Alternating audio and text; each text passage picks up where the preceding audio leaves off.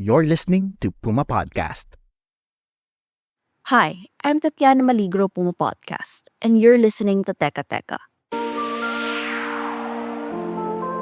The year is almost over. Can you believe it? It feels like we were just setting our New Year's resolutions, and now here we are gearing up for 2025.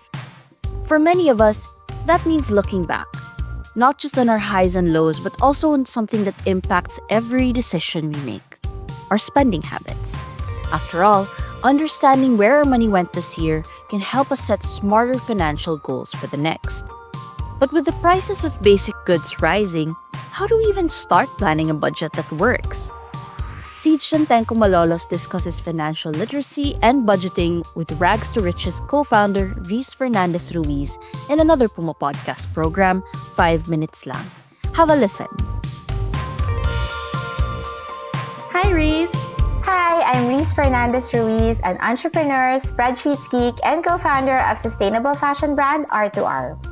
You're someone who I genuinely look up to for personal finance. I love that you're doing the spreadsheets for people and teaching them. This is so personal to you, this advocacy. Why is it so important for you to create a budget? So budgeting, for me, is very personal because there was a point in my life back when I was still in college where I racked up like a huge credit card bill. Yun yung time na parang feeling ko a credit card is my money already. And then I decided, uy, okay to I could just pay minimum every month. Big mistake talaga, lahat yun. Personally, that's why budgeting is very important for me. But now, that was like more than a decade ago since that happened. I've learned a lot.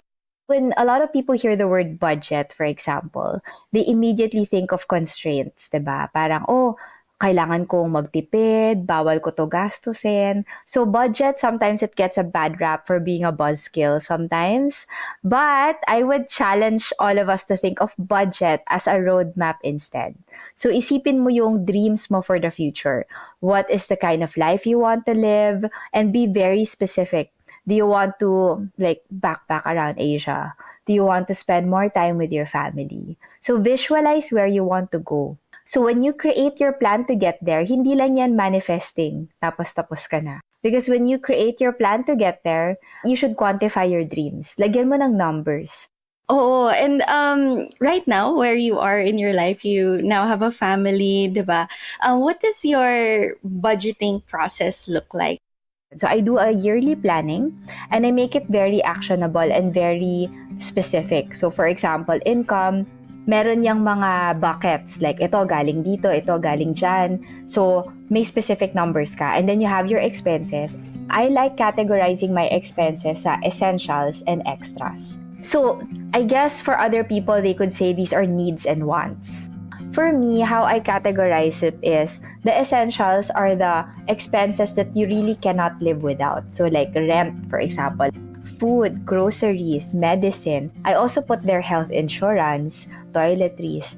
So, importante na honest ka sa sarili mo kung ano yung cannot live without mo. So, kung sabihin mo dyan, frappuccino every day, totoo bang you can't live without it? So, kailangan mo maging honest.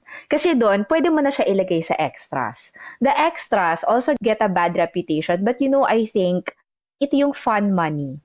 So, you could use this for fun things that make you happy. Pwedeng dito yung Netflix subscription mo, pwedeng yung Spotify subscription mo, yung iced coffee mo paminsan-minsan, na hindi naman necessarily essentials, but they are little joys that you look forward to. So, ano yung math dito? So, income minus essential expenses muna.